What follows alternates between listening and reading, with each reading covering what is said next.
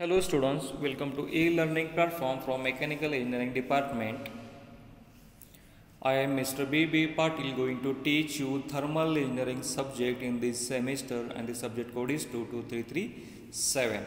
Okay. We are discussing our fifth unit, that is steam condensers, and up to surface condensers and its types we have finished in last video. Now we will continue with next point, that is sources of air leakages in condenser. Okay, तर last व्हिडिओमध्ये आपण surface condenser आणि त्याचे types बघितले होते. तर या व्हिडिओमध्ये आपण नेक्स्ट पॉईंट्स बघणार आहोत. So start with sources of air leakage in condenser.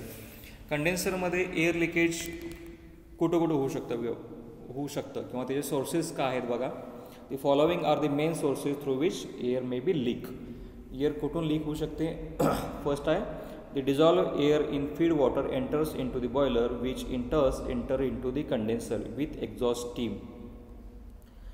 आता एअर जे आहे ती कुठं कशी होते? the dissolved air in the feed water enters into the boiler. Okay, feed वॉटरमध्ये डिझॉल्व एअर आहे ती कुठं एंटर होते? बॉयलरमध्ये, which in turns enter into the condenser with exhaust steam. Okay, first पहिल्यांदा एका पॉईंटपासून बॉयलरमधनं परत तुमच्या कंडेन्सरमध्ये जाईपर्यंत इथं तुमचं लिकेज होऊ शकतं. सेकंड आहे air leaks into the condenser through various joints due to vacuum pressure in condenser. Okay, तर आणखी एक महत्त्वाचं कारण म्हणजे जॉईंट्स, व्हॅरियस जॉईंट जिथं असतात कंडेन्सरमध्ये त्या ठिकाणी जॉईंट्समधनं लीक होऊ शकते. ओके, नेक्स्ट आहे in case of jet condenser dissolve air with injection water enters into the condenser. परत जेट कंडेन्सरच्या केसमध्ये जिथं dissolve air injection water, okay, जिथून तुमची इंजेक्टर्स थ्रू परत ते पुढं पास होत असते त्या ठिकाणी देखील एअर तुमची लीक होत असते. तर ही ठराविक ठिकाणं अशी आहेत की जिथं तुमची एअर लीक होऊ शकते कंडेन्सरची आणि ह्याच्यामुळे परत आपली इफिशियन्सी थोडी कमी होते. जितकं एअर लिकेज पर्सेंटेज कमी राहणार तितकं आपली कंडेन्सरची काय होणार? इफिशियन्सी चांगली राहणार. आता एअर लिकेजचा इफेक्ट काय होतो? ओके, आपलं एअर लिकेज कसं मिनिमम ठेवावं लागतं किंवा बऱ्याच वेळेला ते आपण एकदम पूर्ण कमी करण्याचा प्रयत्न करत असतो. तर ते इफेक्ट काय आहे एअर लिकेजचे? It reduces the vacuum pressure in condenser. Air leakage झाल्यामुळे काय होतं? तुमचं व्हॅक्यूम प्रेशर कमी होतं. त्याच पद्धतीनं since air is poor heat conductor particularly at low densities it reduces the rate of heat transmission. परत काय होतं तुमचं एअर लिकेजमुळं? It reduces the rate of heat transmission. Heat transmission rate आहे तो परत तिथं आपला कमी होतो. ओके, त्याच पद्धतीनं आणखी काय त्याचा इफेक्ट आहे एअर लिकेजचा? It requires a larger air pump. Moreover and increase power is required to drive the pump. ह्याच्यामुळं आपल्याला काय होतं? एअर लिकेज झाल्यामुळं जर होत असेल तिथं आपल्याला काय रिक्वायर्ड असतं? एअर पंप तिथं मोठा लागतो. कारण आपल्याला पूर्ण जर प्लांट इफिशियंटली रन करायचं असेल तर एअर लिकेज तिथं कसं कमी असावं लागतं. जर हे होत असेल तर आपल्याला तिथं लार्जर एअर पंप रिक्वायर्ड असतो. ओके, तर हे त्याचे इफेक्ट आहेत एअर लिकेजचे. त्यानंतर आपण कंडेन्सर इफिशियन्सीज बघूया काय काय आहेत किंवा कन्सेप्ट ऑफ कंडेन्सर इफिशियन्सीज. पहिला आहे कंडेन्सर इफिशियन्सी. त्याच्यामध्ये condenser efficiency may be defined as the ratio of temperature rise of cooling water to the vacuum temperature minus inlet cooling water temperature. Okay, condenser efficiency कशी आपण measure करणार? Okay, हा कशाचा ratio असणार? Temperature of rise of cooling water to the vacuum temperature minus inlet cooling water temperature. Okay, म्हणजे mathematically बघायचं झालं okay तर condenser efficiency is equal to TO minus TI म्हणजेच काय? Outlet temperature of cooling water. TO म्हणजे outlet minus TI inlet temperature. Outlet temperature minus inlet temperature divided by काय आहे? Vacuum temperature minus inlet temperature of cooling water. तर हे mathematically हे relation येतं. म्हणजे बेसिकली आपण काय म्हणू शकतो? Ratio of temperature rise of cooling water to the vacuum temperature minus cooling inlet temperature. त्याला म्हणायचं कंडेन्सर इफिशियन्सी. त्यानंतर व्हॅक्यूम इफिशियन्सी म्हणजेच काय, ratio of actual vacuum divided by ideal vacuum. The ratio of actual vacuum to the ideal vacuum is known as vacuum efficiency. Okay. आता actual vacuum म्हणजेच काय असतं, barometric pressure minus actual pressure, आणि ideal vacuum म्हणजेच काय असतं, barometric pressure minus ideal pressure. Okay. तर ही झाली आपली व्हॅक्यूम इफिशियन्सी. त्यानंतर measurement of vacuum in a condenser. व्हॅक्यूमचं मेजरमेंट कसं केलं जातं बघा. तर व्हॅक्यूम म्हणजेच काय, difference between atmospheric pressure and absolute pressure. तर in the study of condensers the vacuum is generally converted to respond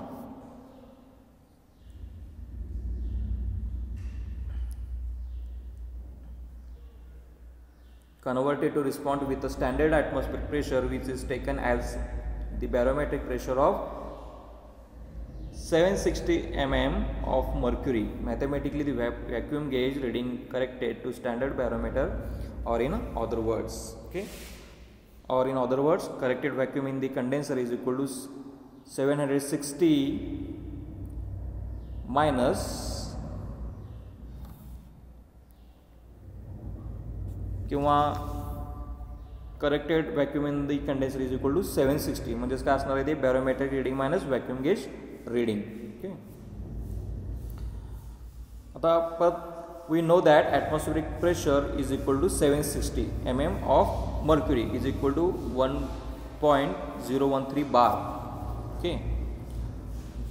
म्हणजेच 1 mm of mercury H G is equal to 1.013 divided by 760 is equal to 0.00133 bar, म्हणजेच 133 newton per metre square, as 1 bar is equal to 10⁻⁵ newton per metre square.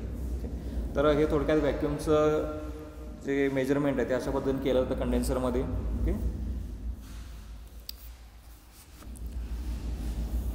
Corrected vacuum in condenser हे आपलं थोडंसं लक्षात ठेवायचं. 760 minus barometric reading minus vacuum gauge reading.